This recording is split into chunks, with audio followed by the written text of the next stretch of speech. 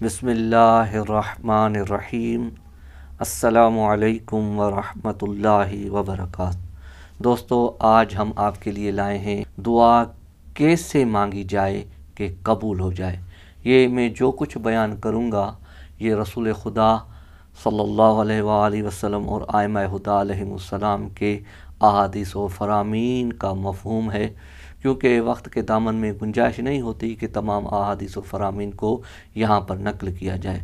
تو بس دوستو، موضوع شروع کرنے سے پہلے فقط ایک التماس ہے کہ جتنا ہو سکے اس پیغام کو دوسروں تک پہنچائیں اور دوسروں تک شیئر کریں۔ ہو سکتا ہے آپ کے اس 1 منٹ کے شیئر سے کسی دوست کا بھلا ہو جائے، کسی مسلمان مومن کا بھلا ہو جائے۔ تو دوستو، آتے ہیں اپنے موضوع کی طرف کہ دعا مانگنے میں چند چیزوں کا ہونا ضروری، لازم اور اہم ہے ترتیب کے لحاظ سے۔ پہلا نمبر، دعا کی ابتدا بسم اللہ الرحمن الرحیم سے کرے۔ حدیث میں وارد ہوا ہے کہ جو دعا بسم اللہ سے شروع کی جائے وہ رد نہیں ہوتی۔ دوسرا نمبر، محمد و آل محمد پر درود بھیجے۔ درود کے لیے یہ ہے کہ جب بھی دعا مانگی جائے اول و آخر میں درود پڑھنا دعا کے مستجاب ہونے پر دلیل ہے۔ اور پھر خدا کی حمد و ثنا کرے، جتنا ممکن ہو سکے خدا کی حمد و ثنا کرے، اور اپنے آپ کو خدا کے حضور میں حاضر سمجھے۔ کم از کم اتنی معرفت اور اتنے ایمان اور اتنے یقین کے ساتھ دعا مانگے کہ جس سے میں مانگ رہا ہوں وہ مجھے دیکھ بھی رہا ہے اور مجھے سن بھی رہا ہے، تو گویا آپ اس کے دربار میں اس کو ڈائریکٹ مخاطب ہو جائیں۔ مثال الفاظ وارد ہوئے، یا قاضی الحاجات، یا مجیب الدعوات، یا سریع الرضا، مختلف الفاظ، مختلف جملات موجود ہیں جن کے ذریعے سے آپ خالق کائنات سے مخاطب ہو کے اور دعا مانگے، اور اس کے بعد پھر خدا کی نعمات کا ذکر کریں، یعنی جتنا ممکن ہو سکے نعمات کا ذکر کریں۔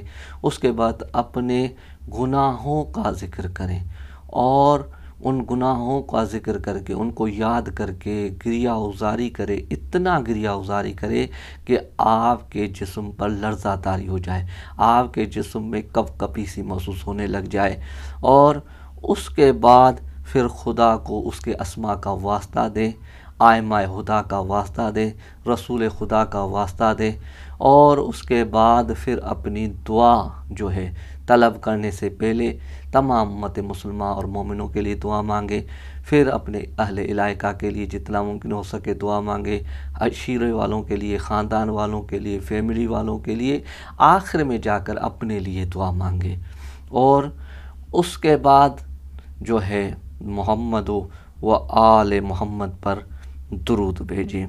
عزیزو، یہ وہ طریقہ، اگر اس طریقے پر دعا مانگی جائے تو رد نہیں ہوتی۔ اور یاد رہے دوستو کہ جن کو عربی نہیں آتی، یا وہ جو معصور دعائیں ہیں، نقل شدہ دعائیں ہیں، وہ ان کو یاد نہیں ہے تو وہ اپنی زبان میں بھی دعا مانگ سکتا ہے۔ ترتیب یہی ہے جو میں بتائیے، باقی دعائیں جو معصور ہیں ان میں ترتیب خود موجود ہے، لیکن اگر خود عربی میں دعا مانگنا چاہتے ہیں تو یہ ترتیب ہے۔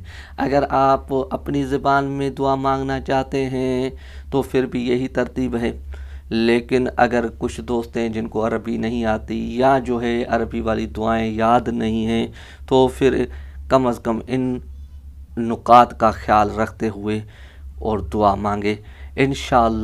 انشاءاللہ ضرور بے ضرور دعا قبول ہوگی۔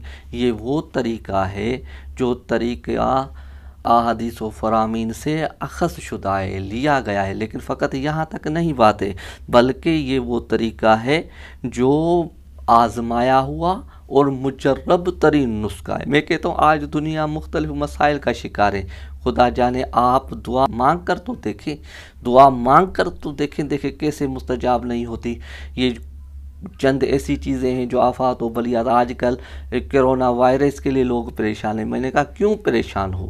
اگر آپ خدا سے اپنا ربط قائم کریں، آپ کے قریب تک، آپ کے خاندان کے قریب تک، آپ کے اہل علاقے تک نہیں آ سکتی۔ فقط اتنا خیال ہونا چاہیے کہ دعا مانگی کیسے جائے، دعا کے آداب کا خیال ہونا چاہیے۔ اور دعا کے آداب کا کیسے خیال رکھا جائے، تو انشاءاللہ دوستو میں آپ کو وہ بھی اپنے آنے والی ویڈیوز میں بتاؤں گا کہ آداب دعا کیا ہے، کون سے آداب دعا ہیں، یہ بھی انشاءاللہ بیان کریں گے۔ اس کے بعد یہ بھی بیان تمام وقتاً فوقتاً آپ تک ہم پہنچانے کی کوشش کرتے رہیں گے، انشاءاللہ دعا میں یاد رکھیں گے۔ والسلام۔